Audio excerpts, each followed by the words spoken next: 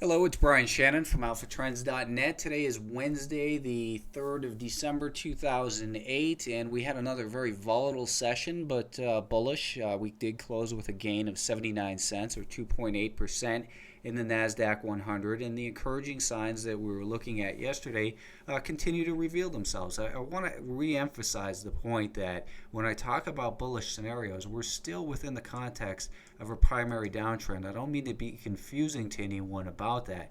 As long as we have a declining 50-day moving average, I've been saying this for the last 12 months, the market remains guilty till proven innocent. So keep that in mind. I don't always point out the risk as much as I should, but then when I start doing that, then people say, "Hey, you got to quit telling us to manage risk all the time." The fact is, you do have to manage risk all the time, regardless of what the market condition is. We are in a primary bear market. That remains a fact. There is no sign of a real bottom in here yet. But again, on a very short-term basis, and I talk from the context of short-term trades, we are showing encouraging signs. We had seen a big down day on Monday. The volume wasn't really that strong. Yesterday we saw some recovery action. We saw an increase in volume. Today we saw further recovery action, and we got above the highs from that gap lower on another increase in volume. So to me, those are real. Those are small bullish occurrences under the hood. Basically, I was saying yesterday that as long as we hold above these highs, then maybe we're putting in a higher low here, and we'll really need to get above this level before we can really get too bullish on the upside. And again, when I say too bullish, again, it's still within the context of a bear market that we're in.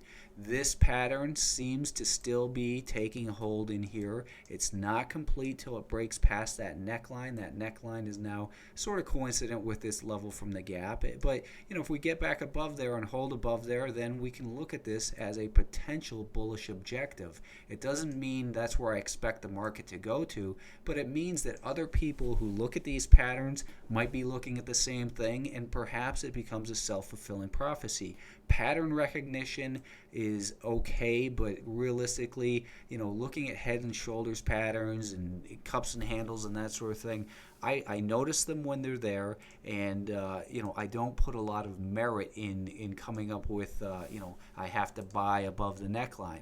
I just uploaded a video of how I day traded the afternoon rally in here, so that'll be available soon after this one as well. But here was what we saw in the Nasdaq. The important level has been this gap lower, basically. This gap lower to about $28.50.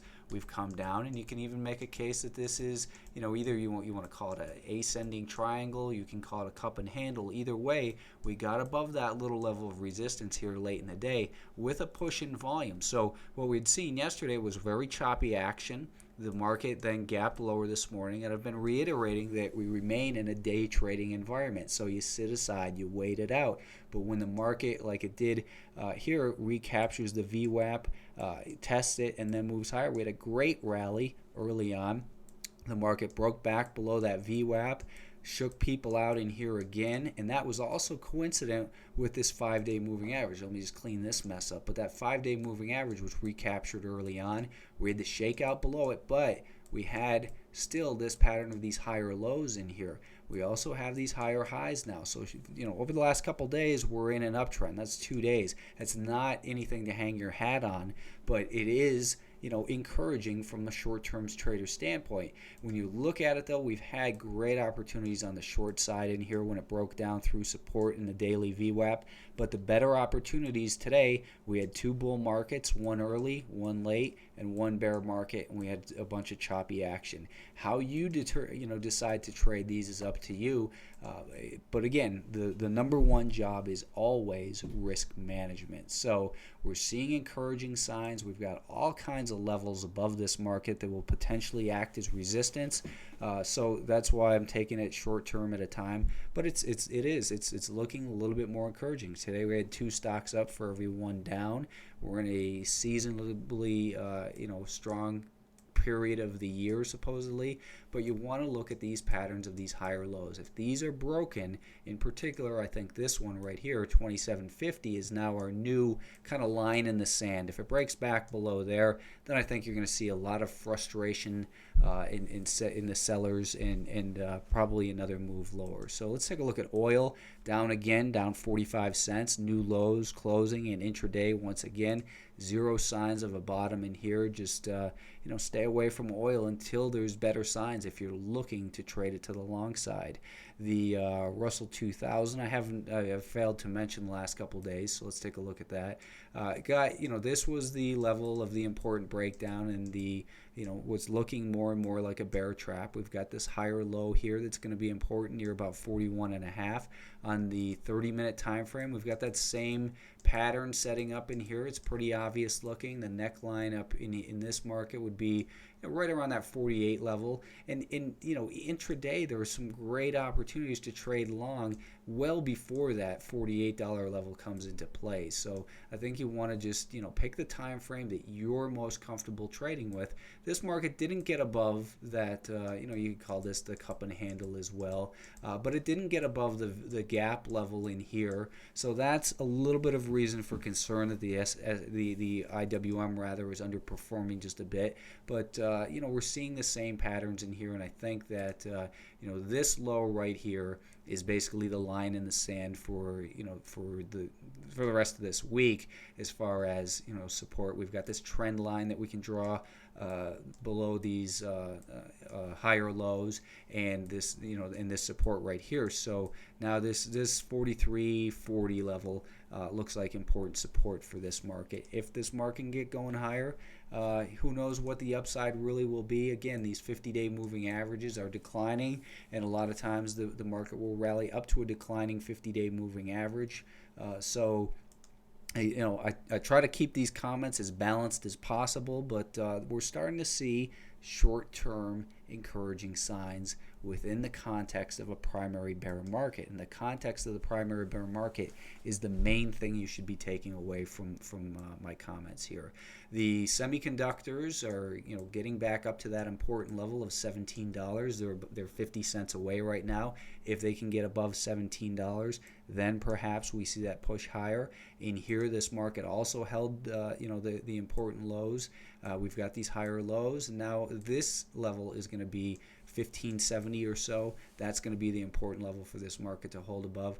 We did come up and not quite close that gap, but basically the market's recovering in here slowly. It's getting back above these 5-day moving averages. The 5-day moving average is flattened out, so we're seeing encouraging signs within this overall downtrend. We still, is this accumulation? Someone asked in an email. Realistically, before we see any signs of accumulation, potentially, moving average crossovers are the first sign of potential accumulation. That's even having occurred in here.